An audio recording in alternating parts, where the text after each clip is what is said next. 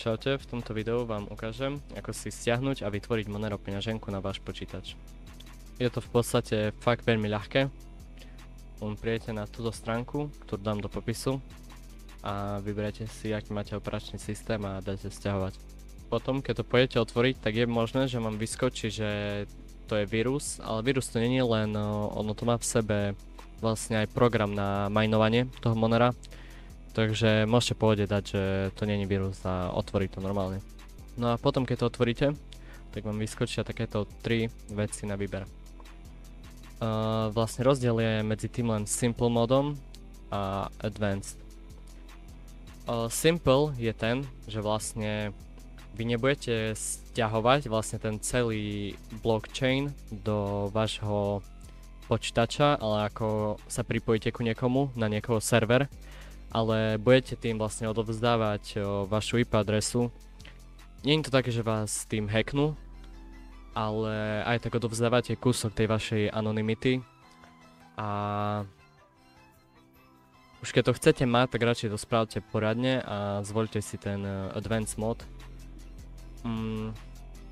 K tomu Advanced modu by som povedal, že budete k tomu potrebovať celkom veľa miesta. To je asi taká fakt, že jedna nevýhoda toho Monera. Teraz aktuálne má celý blockchain okolo 85 GB.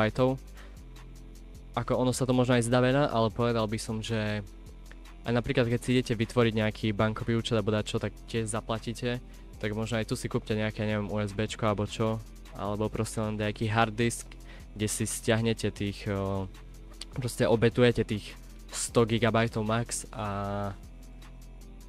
môžete proste mať úplne anonymné transakcie a ja určite si to oplatí. No takže vlastne v tomto videu budem vysvetľovať, ako si stiahnuť ten Advanced. Aj keby ste išli na ten Simple, tak to je fakt len pre tých napríklad, že keď kde budete a chcete len rýchlo spraviť nejaké transakcie, tak len si stiahnete ten Simple. Ono vás to automaticky pripojí, aký vy nadáte ten server, vy pošlete transakciu a máte to, hej.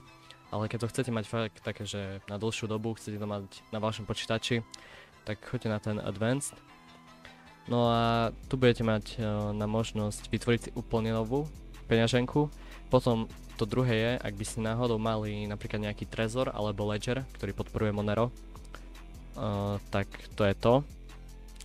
Toto je, keď už budete mať tú peňaženku, tak len si ju otvoríte z nejakého toho fajlu, ktorý budete mať. A toto je tiež, keby ste už mali, tak to restornete vlastne s tým kódom, ktorý dostanete. No keď dáte ďalej, ešte vám to dá overiť vlastne, tak 5 tých kódov, že či ste si ich vážne napísali. Ja som si to len sfotil, lebo táto peňaženka vlastne aj tak už bude nefunkčná, keďže vy ste na videu videli ten kód, že hoci kto sa ku nej bude môcť prihlásiť. Dáme next. Tu budete mať možnosť si dať heslo a to heslo je vlastne úplne jedno, to je len vlastne, vám to zahesluje tú peňaženku len na váš počítač, takže aj ako keby ste sa išli pripojiť cez iný počítač na vašu peňaženku, tak to heslo tam už mať nebudete, hej, budete mať len ten kód a to je všetko. To heslo je fakt, že len teraz môžeme si to napísať, čo ja neviem, dám len krátke test. Toto nič, tu si dajte next. No vlastne tu už budete mať tú vašu peňaženku, dáte create, heslo je test. No a môžeme si aj vysvetliť, ako to funguje. Tu budete mať ten local node a to je presne to, že vám sa ten vlastne node, ten celý blockchain stiahne do vášho počítača. Akože, hej, má to veľa gigabajtov, proste bude vám to zaberať veľa miesta, ale myslím si, že to bude asi fakt taký najmenší problém. Keby to malo fakt nejakú veľkú adoption, tak podľa mňa, že vám to bude zaberať aj možno aj 0,5 terabajtu o neviem koľko rokov, tak to je fakt podľa mňa úplne jedno.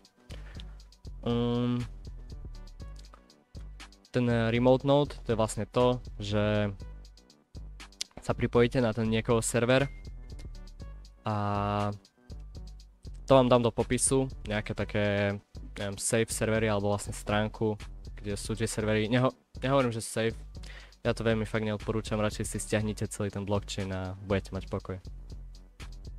Vlastne prvé, keď si dáte ten local node, keď vám to bude stiahovať, tak to bude trvať dlhšie, možno tak, neviem, nechcem povedať zase nejak veľmi veľa, možno, neviem, hodinu a pol, neviem, možno aj dlhšie, aj 2 hodinky, možno aj 3. Ale už fakt, keď ho raz budete mať stiahnutý, tak potom už možno raz za mesiac len otvoríte tú peňaženku, zapnete si jedno video, 15-20 minútové a ono vám to za ten čas updatene v pozadí, alebo možno aj vždy, keď si zapnete počítač, dáte len si do pozadia a nech vám to updatene tú peňaženku. A hej, fakt to není veľký problém, podľa mňa, si to stiahnuť ten blockchain a stojí to za tú anonymitu a za všetko. Potom sú to také ešte, môžete miniť to Monero. Je to teoreticky veľmi ľahké. Neviem ako to funguje, že úplne od začiatku, kebyže som nemal ešte stiahnuté tie veci, ale ja už ich mám, takže ja len kliknem Start Mining.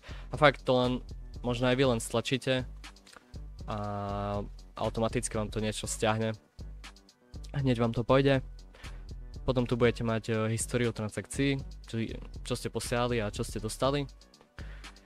Tu máte vlastne váš QR kód, na ktorý budete dostávať, no vaša peňaženka. QR kód vašej peňaženky. Tu máte adresu vašej peňaženky, takže fakt je to úplne ľahké, proste bude vám niekto chcieť poslať Monero, buď mu ukážete QR kód, pošlete mu QR kód, alebo mu pošlete adresu, on príde tu na send. Tu si len skopíruje adresu, dá koľko poslať, pošle, vybere akú rýchlosť chce tu a fakt je to veľmi ľahké. Alebo cez mobil proste sa naskenuje QR kód a za 10 sekúnd pošle Monero. No a toto je koniec, je to fakt veľmi ľahké by som povedal. Ešte tak nakoniec poviem, že vážne musíte si zapamätať tých vašich 25 slov, ten váš kód, lebo proste raz keď to stratíte, tak vám už vám to nikto nevráti späť, tie vaše Monera. A aj keď to znie fakt, že zložito možno, alebo neviem, sa vám nepáči, že vám to zabere veľa miesta. Ja by som povedal na to, že kryptomeny vlastne mali byť možno aj nie že tak zložité, ale aspoň to, lebo väčšina ľudí proste nerobí to, oni si kúpia Bitcoin na burzách a proste tam využívajú tie ich servery, kde doslova dávajú ich IP adresu. A to sa mi aj páči na Monere, že vlastne vy nemáte možnosť ho ani využívať na burzách a to nutí ľudí si vlastne stiahovať ten blockchain a robiť úplne anonymné transakcie a využívať vlastne tie kryptomeny tak, ako sa mali využívať. Lebo fakt, myslím si, že len minimum ľudí, napríklad čo používajú Bitcoin, má stiahnutý vlastne ten blockchain. Fakt myslím si, že väčšina to len robí cez burzy a neriešia, že odovzdávajú ich súkromie. Takže to je asi všetko.